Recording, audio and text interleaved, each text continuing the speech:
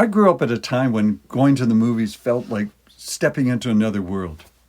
Movie theaters were elaborate and almost ceremonial.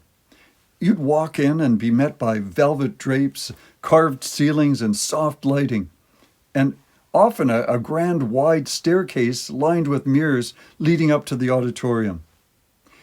Many had huge main floors and spacious balconies, some seated over 2,000 people. Compare that to the smaller spaces we sit in today, many of which have between 200 to 300 people. Even the screens were bigger, massive curtain-wide screens designed for early widescreen Hollywood formats. It was a kind of atmosphere that made you stop and want to take it all in.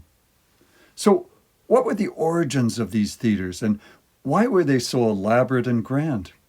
Well, it goes back to the early 1900s when movies were still competing with live theater. People were used to opera houses, vaudeville halls, and big stage productions, places that felt elegant and important. And now, you had to convince people to see this new technology, these pictures that moved. So if you wanted people to take movies seriously, you had to match that sense of occasion. So the early movie theaters were designed to feel luxurious, almost regal, places worth dressing up for. The surroundings weren't just decoration, they were part of the experience and part of the persuasion. And the bonus was, you got to see a movie. If you never experienced one of these grand theaters, you might think that I'm exaggerating.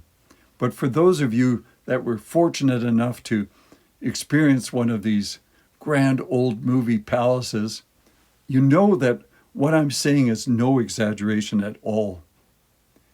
It really was a different time, a different way of thinking, and now these theaters are completely disappeared. They've slipped into history, and no one will ever experience them again.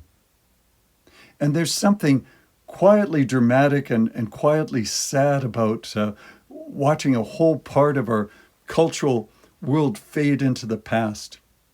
These old theaters transported you into another world long before the movie ever started. So, whether you're older and actually set foot in one of these grand old theaters, or you're younger and you've just heard of these stories, I'd love to hear your comments and what you think of this post. Thank you for watching.